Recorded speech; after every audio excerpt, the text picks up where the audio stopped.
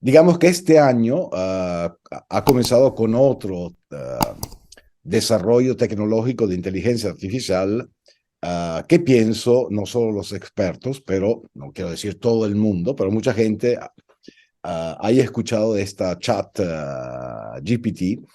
Y entonces, para el público, añado que comentaba antes de la entrevista con Garrett que descubrí esta mañana, gracias a un asistente en la universidad, que según esta chata yo habría muerto hace un año y medio, que es muy interesante, sobre todo porque decretó mi muerte sin ser un colega. La Inquietud con Garrett Edwards, el lugar donde hay más preguntas que certezas.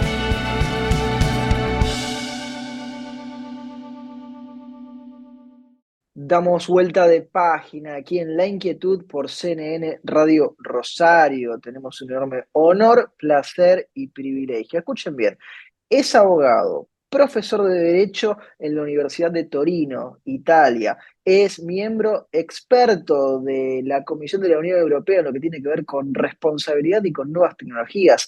Ha trabajado y dado clases en muchísimas universidades del mundo, incluyendo los Estados Unidos, incluyendo la Argentina. Ha escrito y publicado numerosos libros, entre los cuales probablemente uno de los más famosos sea The Laws of Robots, las leyes de los robots, que hace no demasiados años se tradujo también al japonés y al chino. Sabe sobre inteligencia artificial, sobre derecho, sobre tecnología, sobre teoría jurídica y tiene la deferencia de atendernos desde Italia. Es el doctor Hugo Pagalo. Hugo, qué placer tenerte aquí con nosotros. Eh, Garra te saluda. Garrett, placer todo mío y tengo tiempo sin poder regresar para un país que amo tanto, puesto que los argentinos son esos italianos que hablan castellano. Y es muchísimo gusto estar aquí con ustedes y perdonen si de vez en cuando mi castellano es imperdonable, pero aprovecho también de estas ocasiones para hablar un poco en castellano. Así que por muchas razones, gracias, Garrett. Lo hablas perfecto, Hugo, y ya te preguntaremos un poco de la Argentina y de los vínculos de Italia y la Argentina, pero si te parece, arrancamos por uno de tus grandes hits, uno de tus bestsellers, que es The Laws of Robots, que además está en plural ahí en el título en inglés. ¿Hay un derecho de los robots? ¿Hay derechos de los robots? ¿Cómo es esto de The Laws of Robots? Bueno, digamos que el plural lo pensé puesto que ese lo en inglés es traicionero cuando hay que traducirlo, porque evidentemente puedes traducirlo y entenderlo como derecho, pero también como leyes, de alguna manera. Y por lo tanto pensé que, bueno, muy sencillamente escribir The Law of Robots parecía algo como veterotestamentario y apodíptico. Mientras el plural es un poco como el señor Hart, el grande filósofo del derecho, o otros filósofos han escrito A Theory of Justice para quedar en... Así que también un poco de prudencia cuando uno comienza a explorar un terreno que entonces, porque el tiempo vuela y The Lost of Robots esta Pascua va a cumplir 10 años. Y por lo tanto, la razón por la cual el título salió con el plural es para indicar la complejidad del tema y el hecho que un único tipo de approach o regulación o lo que quieras, uh, la tesis del 2013 es que habría sido un approach insuficiente. 10 años después, puedo decir que en efecto esta década me ha dado razón, si puedo. Lo podés decir, Hugo, porque es un texto seminal, podemos decir, a ver, un clásico, si bien en el mundo del derecho quizás 10 años no parezca demasiado, con una historia tan vasta desde el Roma hasta acá, pero 10 años en los que ha cambiado muchísimo y donde ya la percepción, podemos decir, del mainstream, del común de la gente, empieza a adoptar un montón de terminología que antes le era ajena, ¿no? Absolutamente. Digamos que 10 años en el ámbito de la tecnología es una era geológica, de alguna manera. Y, y por lo tanto, bueno, puedo decir que de alguna manera estoy contento que ese libro esté todavía vivito y coleando 10 años después, aunque evidentemente hayan habido muchas novedades y quizás queremos hablar también de estas. Hugo, antes nos preocupábamos mucho por los robots, probablemente por la ciencia ficción, por la literatura, por las películas, y ahora parece ser que inteligencia artificial se encamina a ser uno de los conceptos de los cuales todo el mundo está hablando, hasta en la calle uno lo escucha. ¿Cómo vas viendo la inteligencia artificial en este 2023? Ah, bueno, de alguna manera, quien nos escucha no puede saberlo porque estaba comentando esto antes de hablar públicamente, pero se puede decir. Por Ah, supuesto. ah, digamos que este año ha comenzado con otro desarrollo tecnológico de inteligencia artificial que pienso, no solo los expertos, pero no quiero decir todo el mundo, pero mucha gente haya escuchado de esta chat GPT y entonces para el público añado que comentaba antes de la entrevista con Garrett que descubrí esta mañana gracias a un asistente en la universidad que según esta chat yo habría muerto hace un año y medio, que es muy interesante. Sobre todo porque decretó mi muerte sin ser un colega.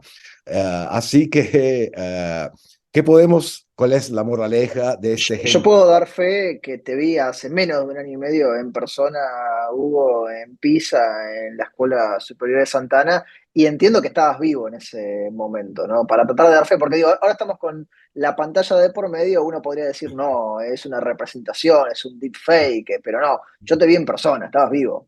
Sí, sí,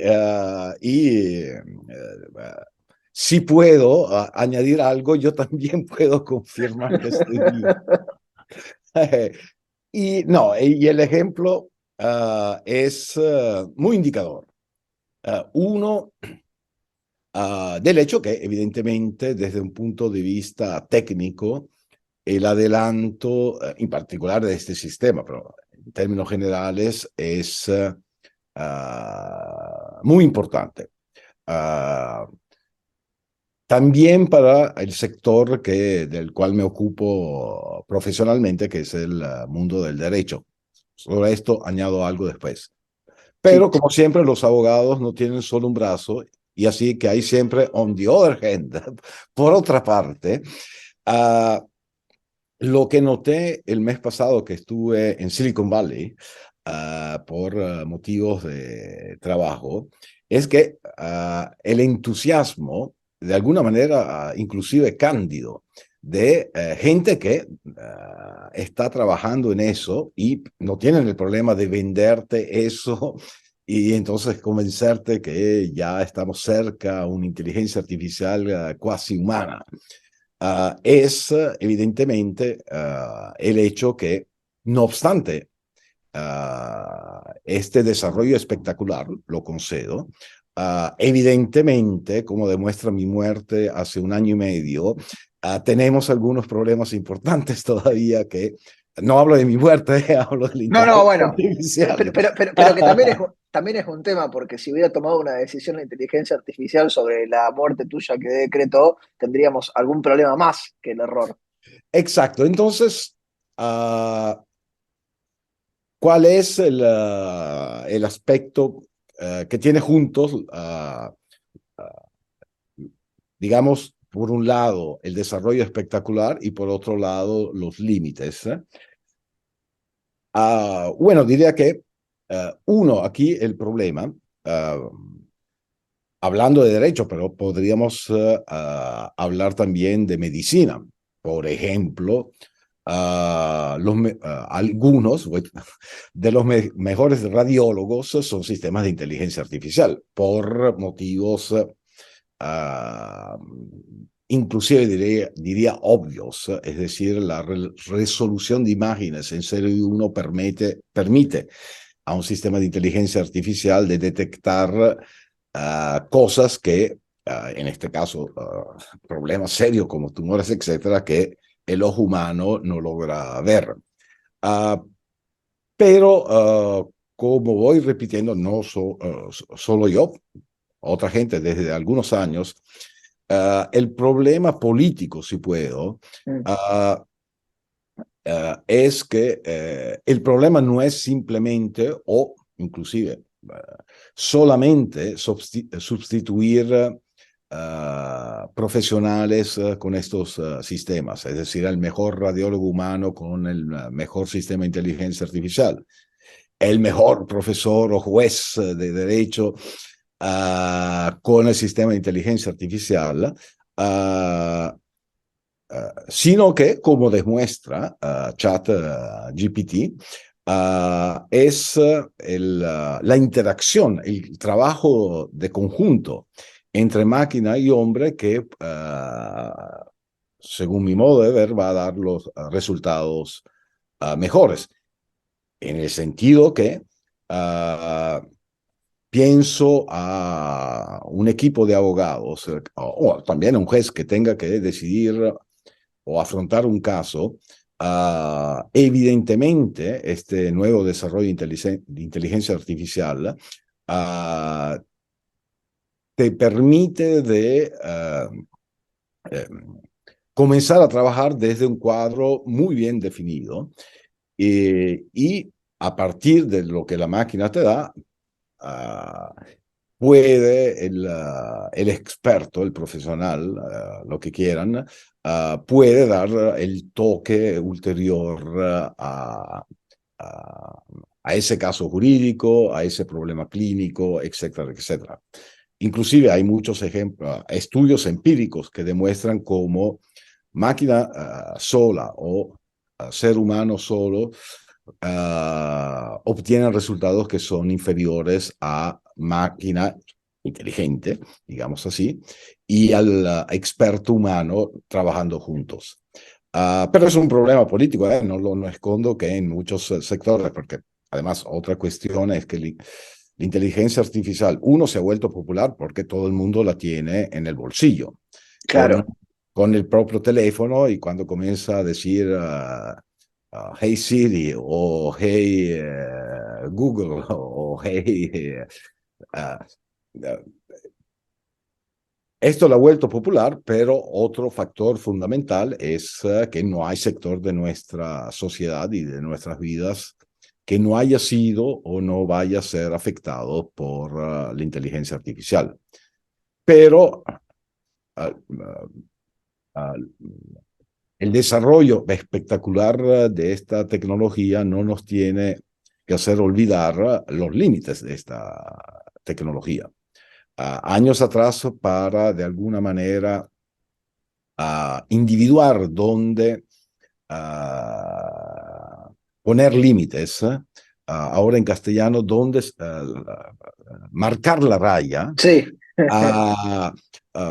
lo que he propuesto es, en el ámbito, para hablar en el sector que más conozco, que es el derecho, la raya tiene que ver con los casos difíciles del derecho, es decir, cuando los mismos expertos humanos están en desacuerdo sobre cómo resolver ese caso, y por eso es difícil.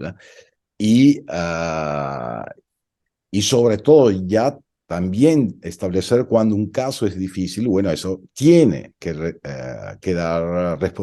ser responsabilidad humana y no ser delegada a una máquina, porque sería una manera ni siquiera elegante de delegar importantes decisiones de nuestra sociedad a pequeños grupos de ingenieros, a compañías privadas, etcétera. Hubo tantos temas y tantos hilos para seguir en lo que nos ibas contando. Eh, Te retomo primero uno, pero después quiero volver porque quedaba ahí también lo educativo dando vueltas. Pero cuando hablabas ahí de la decisión humana y de la participación humana y del otro lado lo que la máquina puede decidir o ya está decidiendo, recordaba aquella clásica distinción que se ha puesto de moda ya desde hace algún tiempo, quizá de la mano de Daniel Kahneman y del Surkey con los sesgos, ¿no? Y el sesgo de automatización y esta idea de que muchas veces se termina confiando en lo que la máquina o la inteligencia artificial propone como respuesta o como solución. Y vos nos dabas el ejemplo de aquellos casos difíciles, por ejemplo, en el mundo del derecho. ¿Cómo se hace, cómo pensás que se debería hacer con aquellos casos donde la máquina propone algo, la persona quiere hacer algo distinto, pero a lo mejor por hacer algo distinto se piensa que se está confundiendo la persona, cuando a lo mejor la persona está en lo correcto? Ah, bueno, hay que distinguir muchas cosas aquí.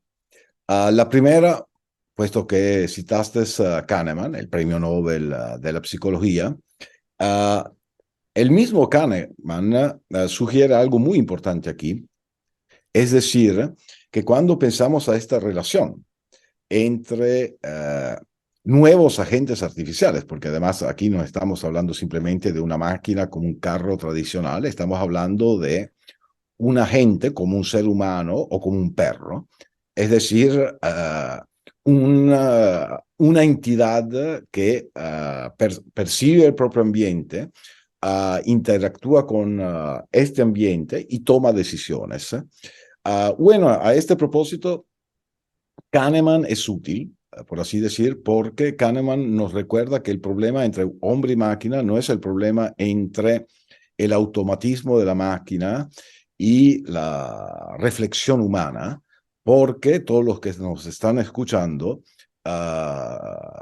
bueno, podrán conceder el punto que muchas de las cosas que hacemos cada día son en automático. Y es muy bien que sean en automático porque si deberíamos reflejar sobre cualquier cosa o decisión que tomamos, No terminamos más. no terminamos más. Así que el problema no es oponer a la reflexión del hombre al automatismo de la máquina, puesto que lo que nos permite la reflexión humana es los automatismos de nuestra misma vida. Uh, y por lo tanto, hay muchas, algunos dicen demasiadas cosas que hemos ya delegado a las máquinas inteligentes, a los sistemas de inteligencia artificial. Por ejemplo, no digo todas, pero el 99% de las transacciones financieras de Wall Street cada día no son tomadas por seres humanos, sino por máquinas. Cada vez que uno está volando, el 99% del tiempo el avión es conducido por las computadoras, etcétera. Inclusive soy... Excepto Hugo, ¿no? Cuando aterrizan y cuando despegan, Exacto, que son pero... los dos, como decías, los dos momentos más riesgosos, más peligrosos, donde hace falta todavía un humano. Y, cierto, es exactamente así.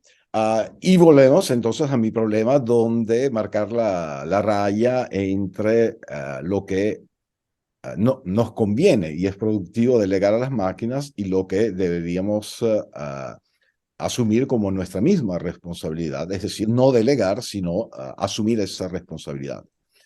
Y, y por lo tanto, en caso, el problema concreto, yo había hecho el ejemplo de dos humanos expertos del ramo que están en desacuerdo. Y hacer decidir una máquina en esos casos me parece problemático. El ejemplo que tú has puesto es un problema ulterior, es decir, caso de desacuerdo entre máquina y ser humano. Uh, el problema es distinto porque, por un lado, ya tenemos muchos casos en el cual las decisiones y el mismo comportamiento humano están definidos por las máquinas. Así que si yo estoy en desacuerdo, simplemente pierdo ese partido. Ejemplo, uh, sin tener que hablar de inteligencia artificial, pero de otras tecnologías. Por ejemplo, pienso un libro electrónico, un Kindle Amazon. Ese producto tecnológico está construido de tal manera que la única cosa que yo puedo hacer, aunque esté en desacuerdo, es leer el libro. No puedo hacerme una copia personal, no puedo prestarlo, no puedo hacer nada. Uh, y eso ya pone una clase de problemas muy importantes. Por otra parte, en el caso en el cual hay un desacuerdo entre el modo en el cual ese sistema ha sido diseñado y construido por alguien y un ser humano, evidentemente tenemos un problema distinto. Por ejemplo, aquí en Europa existe una ley general de protección de datos y un artículo que establece el derecho de cada ciudadano europeo de tener y de obtener una intervención humana para cualquier tipo de tratamiento automático de datos personales. Es decir, y me parece a propósito de desacuerdo entre expertos humanos o entre máquinas y expertos, que ese sea un punto muy importante, es decir, el derecho que el ser humano tiene uh, para obtener que otro ser humano intervenga cuando haya desacuerdo entre la máquina y un ser humano. Y esto me parece un punto muy importante. Hugo, estábamos hablando bastante de los cambios que se han ido dando en el mundo del derecho, en lo tecnológico, cambios que se han ido dando a nivel social, en definitiva. ¿Esto exige las nuevas tecnologías que nos están acompañando ahora, un repensar cómo se enseña y cómo se evalúa? Y te lo pregunto si querés en específico en el mundo del derecho, pero entiendo que también es una pregunta para el mundo educativo en general. Entonces, por supuesto, el modo, ok, mis ejemplos han sido aburridos de abogados, jueces o doctores, pero añado A mí no, otros. a mí no me parecieron aburridos por las dudas, para que Pero quede en actas. quizás los que nos están escuchando en este momento se aburran y añado que nadie es perfecto, así que siendo abogado y italiano puedo subrayar. Pero piensa a los arquitectos y cómo la tecnología ha cambiado radicalmente el modo de hacer proyectos. Ah, exagero, un proyecto en la era predigital necesitaba meses de trabajos para hacer cálculos. Ahora, no estoy haciendo propaganda, pero el iPhone 14 Sí. permite a un arquitecto de tomar las medidas de la casa, del edificio, en pocos segundos. Uh, por eso, evidentemente, hay un dramático cambiamiento del modo en el cual estos saberes se han modificado y por ende cambiará también el modo de educar los jóvenes arquitectos, médicos, abogados, etcétera, etcétera. Uh, Sin embargo, por otro lado, hay otro problema dramático, es decir, desde el punto de vista social, cómo estas tecnologías, en particular los teléfonos inteligentes, como para traducir el smartphone anglosajón, Sí. uh, están creando problemas dramáticos. Y Mm. cuando digo dramáticos, subrayo solo el hecho empírico, hay literatura empírica al respecto, demostrando que el cerebro de los niñitos, 5, 7 años, crecidos con pan y iPad, se esté reduciendo. Mm. La parte blanca del cerebro y la corteza, ¿cómo se llama en castellano? La corteza, sí. La corteza cerebral se están empequeñando.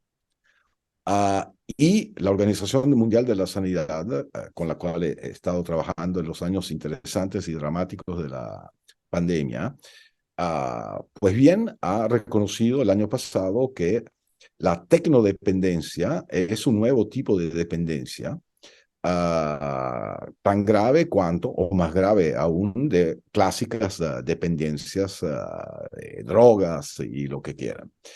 Uh, los chinos, que son chinos, han establecido con ley que los muchachos y niños chinos no pueden jugar con videogames más de 3 horas por semana.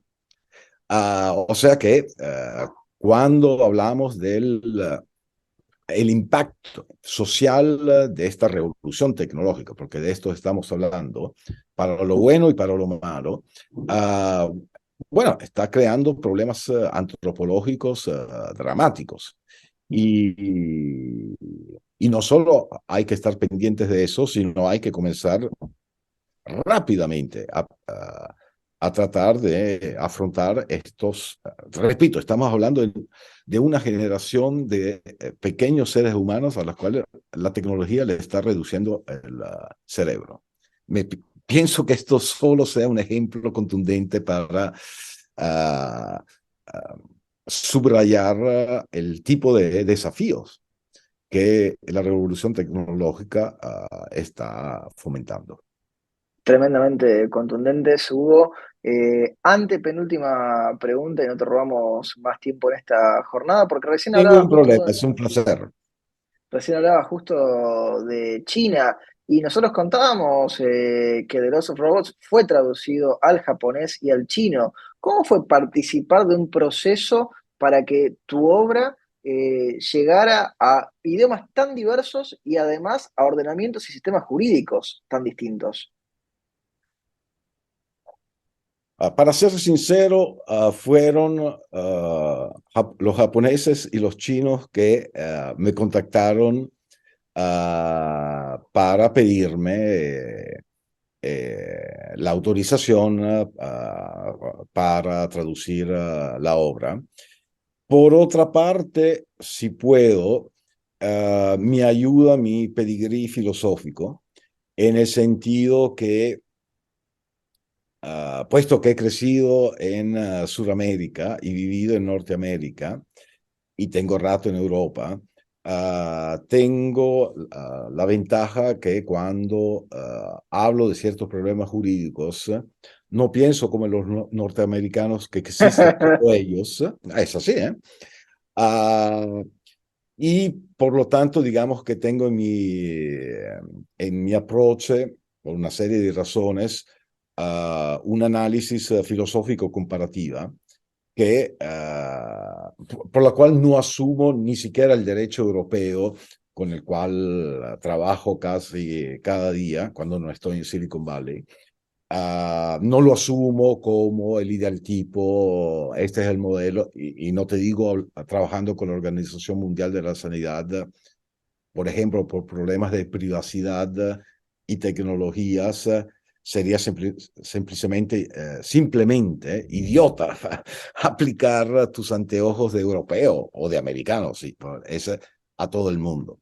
Y eso lo he siempre, lo he ido desarrollando y también el hecho, como antes subrayaste, que no hay parte de la Tierra donde, literalmente, donde nos haya ido enseñando, porque añadiría Australia hasta la Universidad del Pacífico del Sur, etcétera.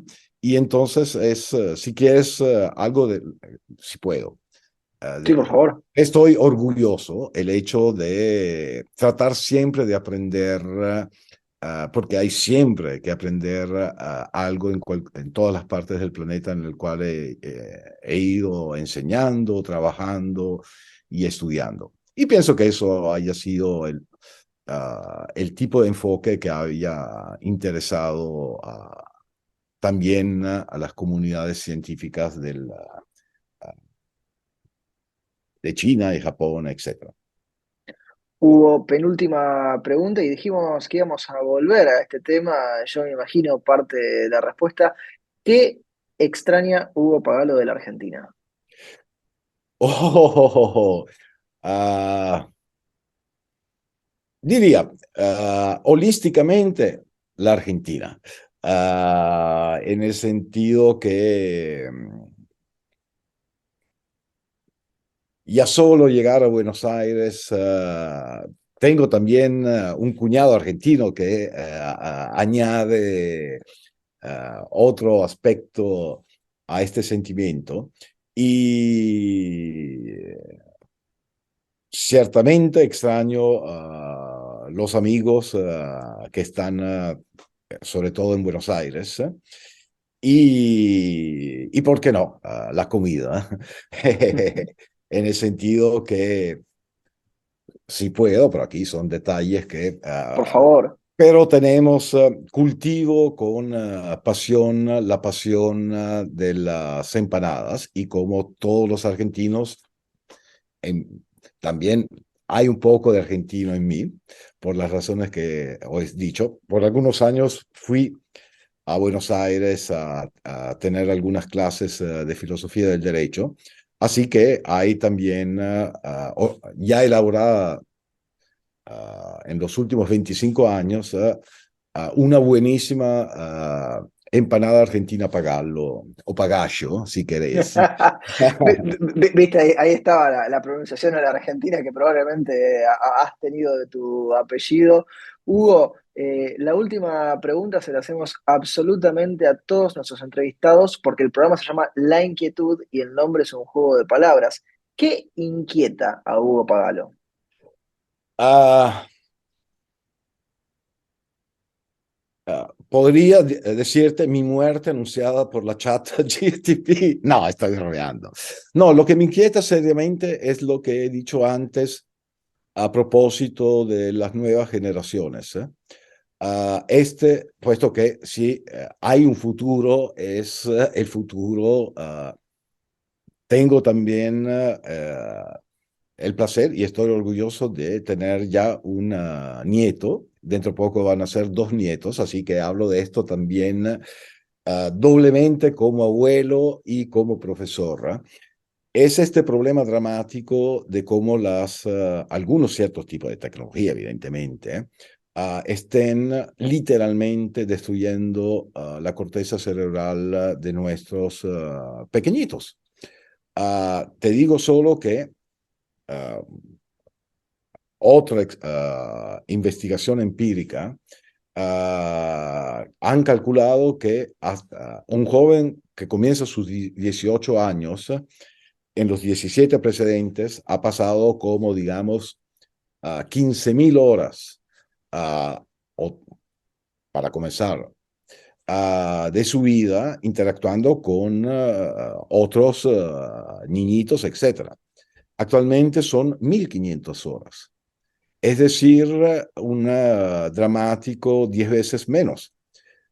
Y esto es dramático porque solo con la interacción natural, física, uno aprende eh, el lenguaje corporal, aprende a complementar las palabras que uno dice con es verdad, estamos hablando en una radio, así que, pero me apelo al hecho que si uno viviera solo escuchando la radio, enloquece, en el sentido que sí, es así, ¿no?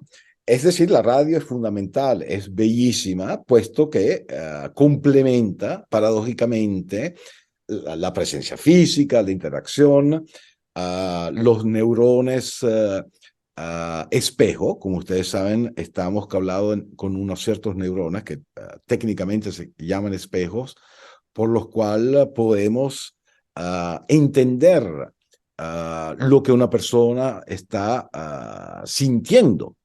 Y todo eso está hay un serio riesgo en todo esto y eso me inquieta, y eso me inquieta. Y hay que, uno, quien no se ha dado cuenta de esto, mejor que se despierte. Y hablo sobre todo de los políticos y los que tienen responsabilidad en tomar decisiones de este tipo. Y dos, esta es una emergencia y hay que afrontarla seriamente.